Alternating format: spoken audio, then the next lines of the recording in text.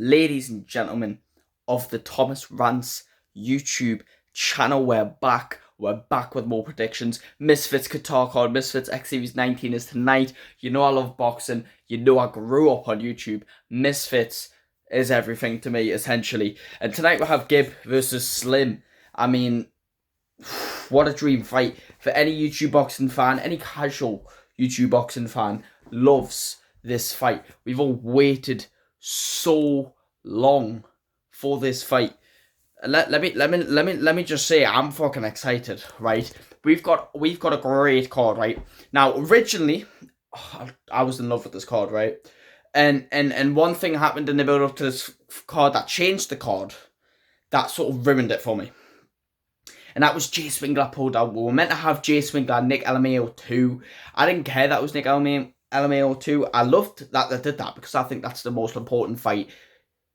Go back, do that fight again, prove why you won. Because I do think you won the first fight, but I can see why people say Nick LMAO won.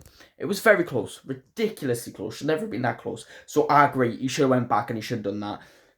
And they were doing that, and I was just so happy that Jay was fighting. And then literally anything could have happened. An opponent could have changed. Whatever, I don't care. The worst possible thing was that Jay could pull out, and Jay pulled out. And we don't know why. I heard something on Jay's story where someone made a poem about him, and then they said something about a brain bleed in there, so it could be a brain bleed. I heard someone say mental health. God only knows why, but we know Jay Swingler. It will be a legitimate reason. You won't be too scared.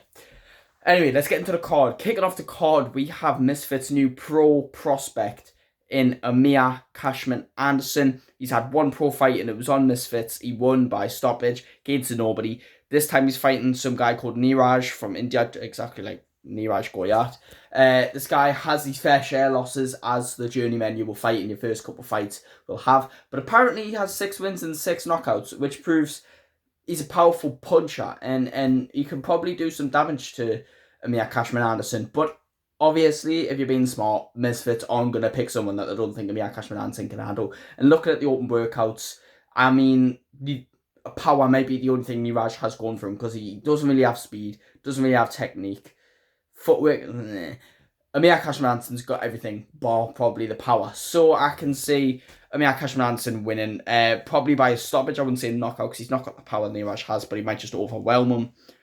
Or he dominate, unanimous decision. But I've got Amir Cashman Anderson by knockout. That is on the, technical knockout. That's on the kickoff show. Also on the kickoff show, a dream fight we've been waiting for since Misfits X Series 1. Luis Alcaraz Pineda versus Swarms. Now, they both stepped in on short notice fight KSI when Alex was pulled out on the first card. Swarms was unprepared, overweight, out of shape. Got taken out in 2 rounds. Pineda went in there as a pro, really skinny, but got absolutely demolished. And we thought, my God, this is the worst fighter we've ever seen. Until then, Swarms was meant to come back on Misfits X Series 2 against Chris and Hamby. Didn't fight, said, I'm not ready. I respected that. He wanted to get good before he came back. Then on Misfits X Series 4, Swarms returned against Ryan Taylor. The one punch happened. There was damage to Ryan Taylor's orbital bone, or behind the eye or something. And the fight was called off and it was ruled a knockout for Swarms. And that was happy. I was happy because Swarms got a win, but it wasn't legitimate, so we knew we were going to have to run that back. But then later on the night, B-Dave fought a mystery opponent. That mystery opponent turned out to be Pineda. Pineda came out, showed us that he is capable of boxing. Just KSI just obliterated him because he was there with the 1-2s, quick, speed, a bit of power. He dropped B-Dave and he won by unanimous decision. And they say B-Dave has a chin, so he dropped B-Dave. That's quite impressive. That was a great comeback. Then, on Misfits X Series 5, Pineda teamed up with B-Dave to be a part of the first tag team match. They made it exciting. Him and B-Dave dominated. They won by knockout. Incredible. Then on Misfits X Series 7, Swarms comes back after a 1-punch win over Ryan Taylor. 1 fight comeback. Fights Deji. Gets destroyed by unanimous decision, but doesn't really get hurt. Doesn't get dropped. Nothing. He's a legend for taking that fight because there was no chance on earth he was winning that fight. So that was great for Swarms. But after that fight, literally after that fight happened, the Undertaker dong hit. Dong is the wrong word. Gong. Pineda was in the ring, screaming with his Mexican voice, Swarms, I want you, because Swarms in his diss tracks has called out goddamn everyone. He's called out everyone. But regardless, we didn't really get that fight because the next month or a couple months down the line, Swarms fought in the Survivor tag. Some would say he won. I was hoping he'd win, and I would make an argument that he could have won. And I see why Nick Lamau won, and it's because at the last minute, Swarms tagged out, and then in the last minute, Nick Lamau dropped Ryan Johnston, which would have eliminated Ryan Johnston, which also is really good for Nick Lamau. If Swarms had not have tagged out, Swarms would have won because he would have got the last bit of offense in, and Nick Lamau would not have been able to hit Ryan Johnston to knock him down. So that is unfortunate for Swarms, really unfortunate. Then on the prime card, Swarms was meant to come back in the Ryan Taylor rematch, do it properly this time until Ryan Taylor pulled out, and Ed Matthews got put in on short notice. It was a really dangerous fight because going from Ryan Taylor, who just kind of stands and gets hit, to Ed Matthews, who swings wildly. But I thought, Swarms can win because Swarms is a cardio guy. Ed Matthews has no fucking cardio, and Swarms is just going to last. Well, what happened was devastating because Ed Matthews came out swinging wildly, and it was the definition of lucky shot because he caught Swarms right on the chin. He went down like a sack of tatties, just on the floor, right? And he did get up, to be fair to him, but he said he twisted his ankle on the way down, so he couldn't continue, which was sad because, Swarms had a good fight in his hands, and then he got given an opponent on short notice and got hit with an unfortunate shot, and it was just a bad night for him. But Pineda was on that card, teaming up with B. Dave again in the tag match against Nick Lamau and Alex Wasabi, which is a decent team, to be fair. He did get dropped in that fight, but it was a draw. Some would argue a loss, but, whatever. Regardless, and then Pineda then stopped Ed Matthews as a mystery opponent as well. So it's not looking good for Swarms in this one because Pineda drew against Nick Lamau. It was in a tag team match, and Nick Lamau beat Swarms in the Survivor tag, but close. That one's not really judgeable. But Ed Matthews took out Swarms in about 10 seconds, and Pineda took out Ed Matthews in 2 rounds. So it's not looking that good. But then again, you could argue against KSI. Pineda was a pro and got dominated for 3 rounds, whereas Swarms actually probably hit KSI and actually gave a more respectable effort despite getting taken out in 2 rounds.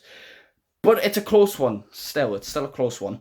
I would edge it towards Pineda, because he's very come forward. He's got a long reach which will catch Swarms, and Swarms is a very back foot fighter from what we've seen. He likes to catch people coming in, and it's not really proved effective, to be honest.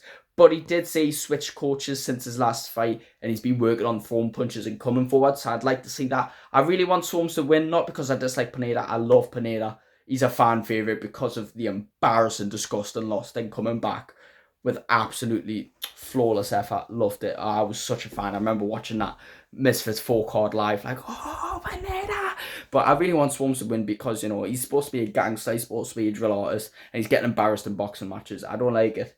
Plus, his songs are decent, to be fair. So, I want Swarms to get this win, but I can just see Pineda doing it. I know Swarms is saying he's working on coming forward, but as a back foot fighter, fighting against the longer range man, it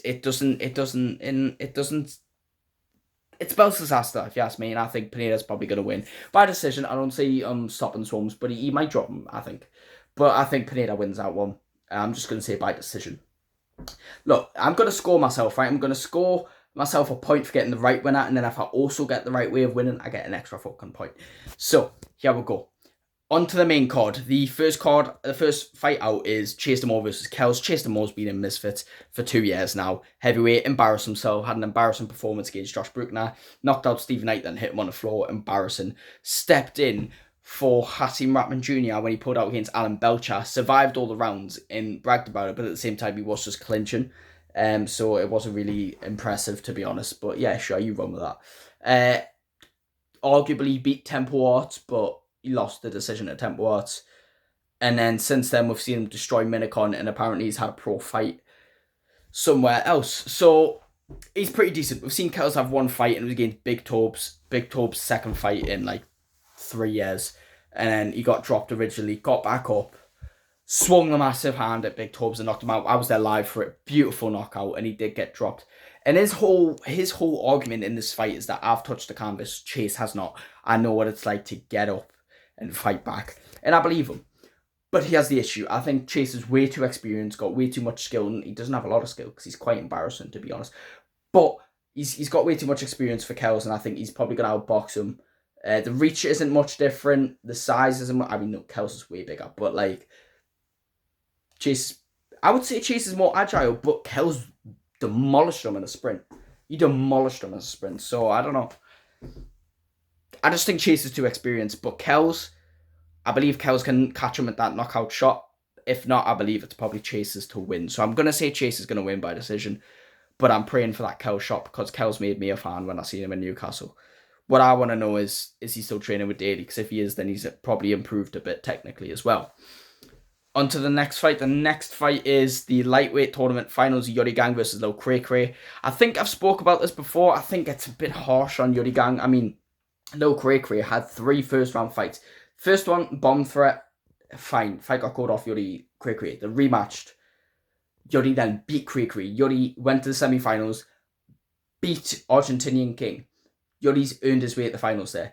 Lil Cray Cray got put in for Walid Sharks on short notice against Ace Musa. So he's already been eliminated from the tournament, but then someone couldn't do it. So they re-entered Lil Cray Cray.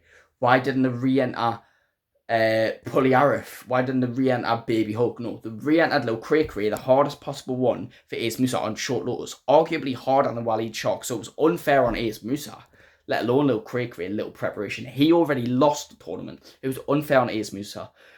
Lil Cray Cray won that fight, and then Lil Cray Cray versus Joey Knight was in Newcastle, and I was praying for Joey Knight, and he just didn't get the job done. Cray Cray wins that fight. Now Cray Cray is fighting Yuri Gang for the third time. Third time officially, second time technically because the first fight didn't finish. But whatever, and I don't like how Misfits aren't labelling this as a second fight or a trilogy. I hate how they're not labelling it as that, but whatever. It could literally go either way because that first fight with the bomb threat, they all say Lil Cray Cray was winning that fight, but then again the second fight, Yuri Gang won that fight, and that was a right decision. So this could honestly go anyway. So I'm gonna go for Yuri Gang because I'm praying Yuri Gang wins because I think he deserves it. Like, he won fair and square. Lil Cray Cray got given another chance. So I'm gonna pray for Yuri Gang. Plus, I think that Yuri Gang versus Dina Great fight's more exciting than Lil Cray Cray, Dina Great. I think Yuri Gang, despite them both being boring anyway, in terms of Misfits, Cray Cray has got no enthusiasm, no excitement to him whatsoever. So I want Yuri Gang to win this fight. So that's my prediction. He's done it before, he can do it again. No knockouts. These men cannot knock anyone out. There's no power behind those punches. It's all technical, all speed and technicality, which is fine. It's a small weight of box, you know? Anyways, the next fight is... what is it? I think it's Nick Lamau fighting his replacement opponent for Jay Swingler, which is Warren, the Mechanic Spencer, the man who fought Ben Williams, who got absolutely robbed. Referee stopped it, and like Ben Williams was landing some flurries on Warren Spencer, and referee just went nah. And we're like, what the fuck? Why have you stopped it there? But whatever. Nick Lamau's very good, and he was training for Jay Swingler. Warren Spencer says he thinks he beats Jay Swingler 10 times out of 10. I don't think that's true. I think if him and Jay Swingler fought, I think Jay Swingler wins like 6 out of 10 the times. Warren wins 4 out of 10 the times, maybe. But weirdly, despite me thinking Jay Swingler's a harder opponent than Warren Spencer, I feel like it's more of a challenge for fight Warren Spencer. Like, I feel like Warren Spencer has more of a chance of winning, if that makes sense. I'm gonna predict Warren Spencer because despite it being short notice, he is a fighter. And I just think Warren Spencer's going to win by decision. I don't think he's knocking him out. I think Nick Lamau's trained for like slow, heavy, not really slow, but like heavy, like stand-on shots, Jay Swingler. And he's ready to just counter-punch. I think Warren Spencer's going to be quicker than that. He's going to be smarter than that. I just think Warren Spencer's going to win this fight by decision. No knockouts, I don't see that happening. On to the next fight, Jarvis, Ben Williams, another dream fight. Ben Williams got his name through boxing, knocked out Dawood Savage, came to Misfits, beat Fez Batista by decision, which wasn't that impressive to begin with. Fez Batista had some great ability. Like, I was impressed by Fez in that fight, but then seeing Fez go up against Idris, I mean, obviously Idris is going to win that fight, but Idris destroyed him, so it shows the levels between Ben Williams and a decent boxer. So Ben Williams is good, just not that level yet, I don't think.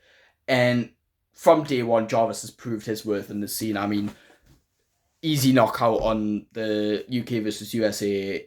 What was it? It wasn't Showstar. It was Social Gloves, Austin McBroom's company, when he fought Michael Lee.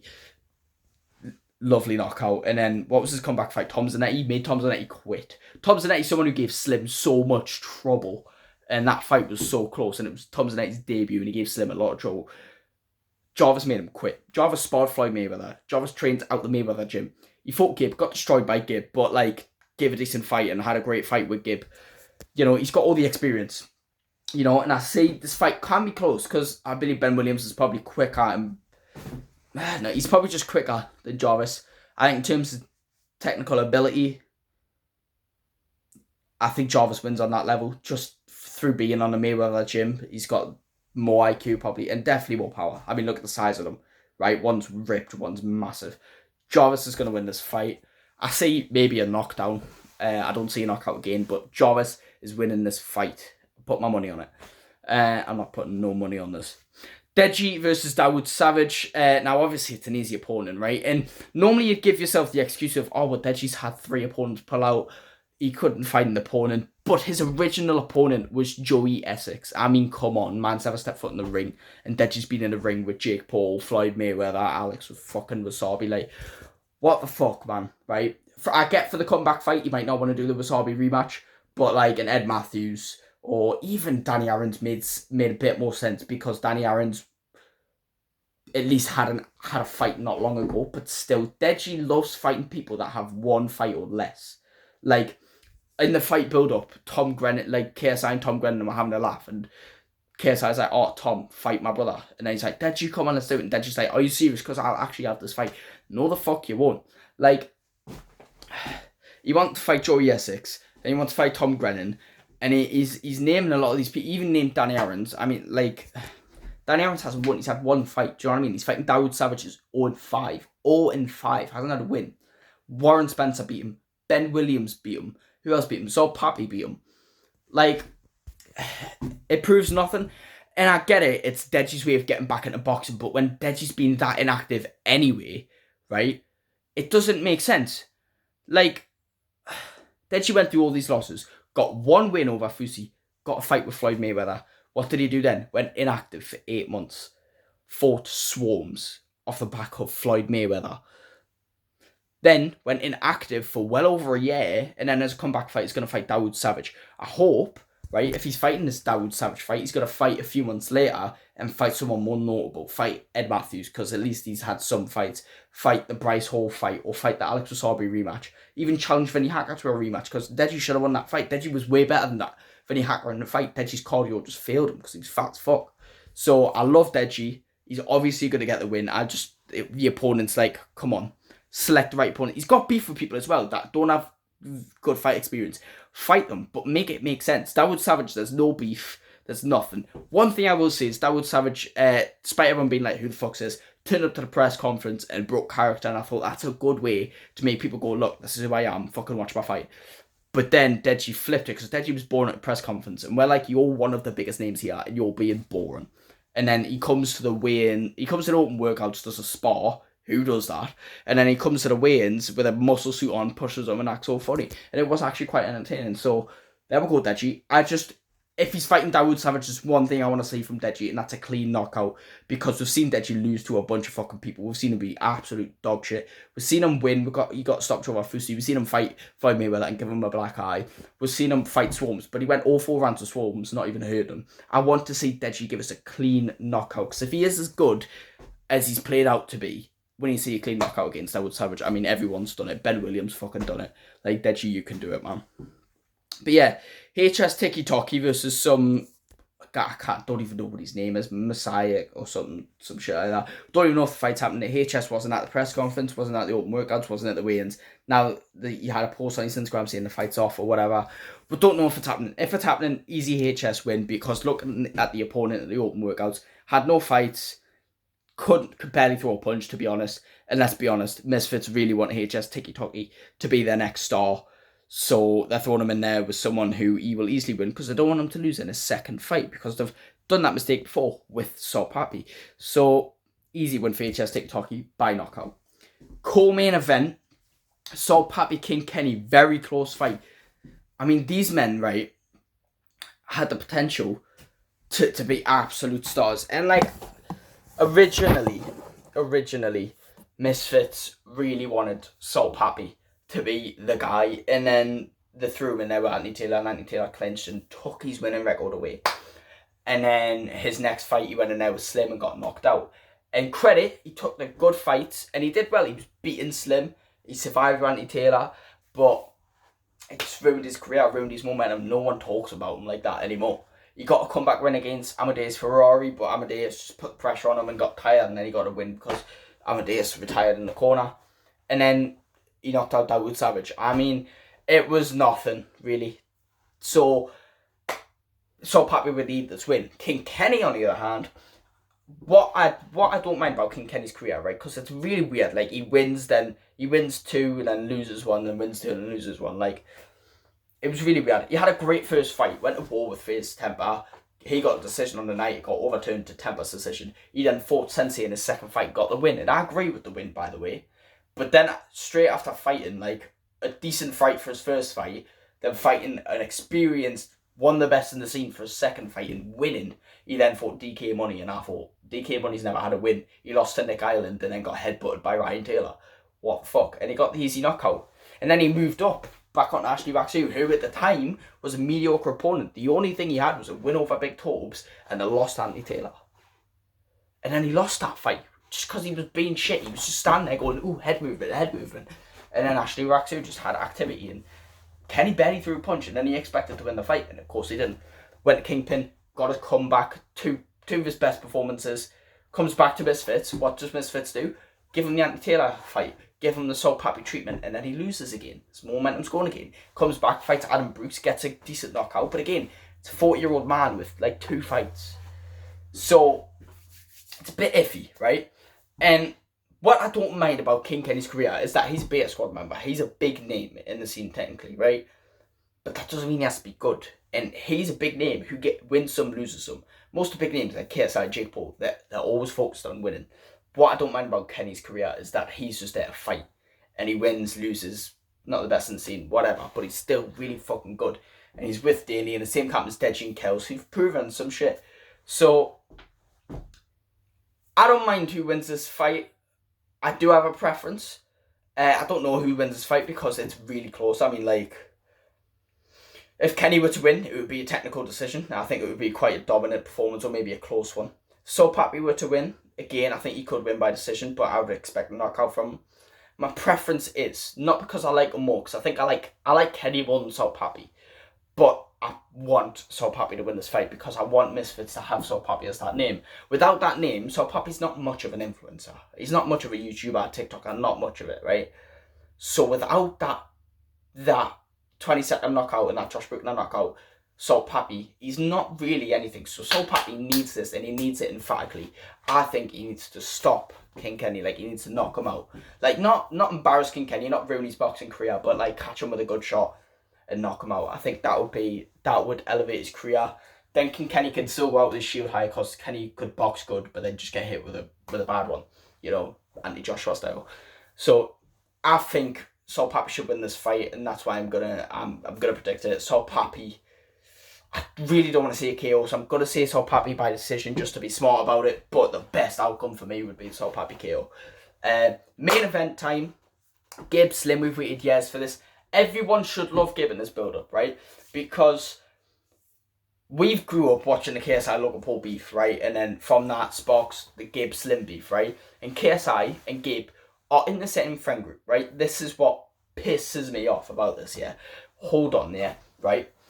GIB's been looking to fight Slim for years. We've been looking to fight each other for years. KSI has had his fair share of beef with Slim from years ago and now in Misfits as well. He's had his beef with Slim. And he's been backing GIB. He backed GIB against Jake Paul. Lost. Backed GIB against Austin. And he won. He's been backing GIB because GIB's part of his friend group. KSI and the Sidemen in that UK YouTube scene, all a friend group. I get GIB and KSI themselves aren't necessarily the closest, but they're all in that friend group. And they should all back each other. And KSI always has in terms of boxing. In terms of boxing, KSI was closer with GIB than he was with Deji. They were in the same camp at one point. They'd spar. They'd even spar years, like literally 2 years ago when KSI came back to boxing. And this is what fucks me off about it, because KSI had his beef with Slim back in like 2019, 2020, when Slim's talking all that shit. He's like, oh, you and I saw that comes spar me then, and it never fucking happened. And then Slim came to Misfits, he's been all nice to KSI, and then he's calling them out after fights. And then they're scheduled to fight, and then it doesn't fucking happen, and then there's this beef between them. And then he comes fight Gib, and then cause Gib's character is coming after Misfits, KSI's all like, oh yeah, Slim's gonna knock you out. What you doing? You're arguing with your friend, one. I don't give a shit if they don't talk. Their friends are the same friends. They're in the same friend group. Why is he beefing with them? Not only is he beefing with them, but he's then siding with someone who he was beefing with ages ago. And I love KSI. I back KSI in a lot of things. KSI has done a lot for me in my life, right? In terms of a YouTuber, one of the most influential, one of the most entertaining. 2020, like lockdown Reddit days were the absolute best. He's one of the reasons I sort of got into music, because when you're growing up watching YouTube and then you see YouTubers doing rap songs, it gets you into music. He was one of the reasons, sadly, or not sadly, but it can be embarrassing, but it's true. He's one of the reasons I got into boxing. And lots of Misfits fans and lots of young pro boxing fans now may also be into boxing because KSI Logan Paul was some of the best shit I've ever seen. No influencer event will ever beat the aura, and I'm not saying aura to fit in with the kids or everyone here, right? I'm saying aura because that's what it is. The atmosphere, the aura of KSI Logan Paul 2 was fucking everything. Everyone with their eyes on it, everyone supporting, everyone passionate about it, seeing Gib and Ethan on fucking commentary, screaming for him, seeing everyone going, oh shit. The walkouts, the fight, the decision, the war, the battle, the emotion, everything was fucking tastic, and I back KSI on everything. Everyone's sat there saying thick of it shit. I personally can't hear why everyone's saying it's shit. I can personally see why they find it funny, because maybe he said the cringe line. I can see why maybe they dislike it, because it might not be your music taste. But I can't see how you're sitting there calling it a shit song when we've had Jake Paul make songs like Everyday Bro. KSI even back in the day had fucking songs like Kilimanjaro or some shit. Like, I don't see how he's sat in there calling shit. And I'd listened to the song, and I liked the song originally when he first performed it, and I liked it. But then I listened to it even more when people hated on it, because I was like, nah, fuck that, it's a good song, and I back him in everything. And I do agree, these last few years since he's got back into boxing, he's become more, his mind is more commercial, and it's less natural, and he's got more of forced thoughts, and he's not the same as he used to be. Like, he's not as real as he used to be. And he's been very commercial, and he's just very like business first before himself. And it's really weird because he doesn't put as much effort in his YouTube channel. Like, it doesn't feel as raw and as authentic. And I thought the hate of thick of it would make him like come back to earth, and I think it did for a brief moment. When he's getting angry, I'm like, oh, this is the old like ruthless KSI we used to get, that was aggressive. He would go at the hate, and he'd just boss it. He would just be like, oh, hate me, I'll do fucking sick, and then I'm on top of the world. And he wouldn't brag about it. He'd just be that humble guy, and everyone would say, oh, I love KSI, he's such a humble guy, because they'd meet him, they'd meet such a successful person, be shocked that he's not a cocky prick. And now he's sort of been like that with Gib, and I'm like, oh, because that's annoying, because he's sort of changed, and he's not got the same aura, the same attitude about him, and I back him 110% on everything, but I'm not backing him on this. I love Gib, and in terms of entertainment, in terms of personality, I always put KSI first. And to be honest, I'm not all 100% on how Gibbs went at this either. I don't know what the fuck that was, but Gibbs commenting this like, oh, I fucking hate Misfits, I'm going to take down Misfits. It's his character that he's going after the company, he wants to be the best in every fucking company and take down the winner. But he doesn't have the power to take down Misfits, let's be honest. He took down Social Gloves because it was not financially stable. He took down Kingpin because he didn't take him down, but he beat the best on Social Gloves. Social Gloves was not financially stable, went out of business. Kingpin, he was winning the tournament, but it went out of business because it was not financially stable. Misfits is financially stable. Gib can beat the best guy in Misfits, but that's all he will do. He will just be the best guy in Misfits. He's not going to take out the company. That's just his character. That's his story. And I don't like that he's hating, that he's being a bit arrogant. He's like, fuck all this and whatever. But at the same time, KSI should not be going after Gib. He should just be like, KSI should know in the back of his mind, like, he doesn't have the power to do that. We're boys, I should back you against Slim, because this beef has been years and years long. And at the start of the beef, KSI was on Gib's side. They're fighting the same war, and yet he's turning on Gib, and it's so annoying. But regardless, the way I think this fight should go, it's very close. This one's actually very close, and it's sad to say, I believe Slim can beat Gib. but I also believe GIB can beat Slim. 8 rounds, I like that. I want to see it go 8 rounds. And if it does go 8 rounds, GIB's winning. I see a GIB. It's hard to say because I can see Slim catch them, right? The first 2 rounds are not going to be the first. First 2 rounds are not going to be the fun ones. First 2 rounds are where Slim's going to land shots on GIB and he's going to hurt him and it's going to be unpretty, right? But then I see the final 6 rounds are where GIB dominates, exactly like the Jarvis fight, exactly like Austin McBroom fight. It's where GIB starts to dominate, starts to just land volume of punches, land good punches, and then I see him probably dropping Slim once or twice and winning the fight. That doesn't mean in those first 2 rounds Slim can't drop GIB. That doesn't mean during that fight Slim can't just catch him when he comes in with a good shot like he did to Pappy, where he got dominated and then caught him with a good shot and knock him out. This is the thing. I think GIB can win by using his volume and his endurance and his pace, and he can beat Slim. I just think there's that danger of Slim knocking GIB out. So I'm backing GIB all the way because he's my fucking guy, you know. In terms of YouTube boxing, it's GIB who I'm most excited to watch fight. Jay Swinger, KSI, then Deji, right? I love those guys, all of them, right? And I need to see them win fights. And they had the potential to all be there in Qatar. Jay Swinger unfortunately couldn't. KSI's not fighting anyway, but still, it's still a really good dream fight. But I see GIB winning. I'm backing GIB for the win, but I wouldn't be surprised if we get that Slim knockout out of nowhere. But I don't know if it'll be a knockout. Definitely a drop though. Maybe a drop. But GIB, all the motherfucking way. Can't wait to get all my predictions right. I'll make a reaction video. I said I was going to do a reaction video for Jake Paul, Mike Tyson, and I didn't. But here we are. Thank you all so much for watching. Please like and subscribe, and I will see you in the next one. It's literally in about 2 hours as well, so I'm going to watch it. Best fucking believe. I love that it's in Qatar. Goodbye.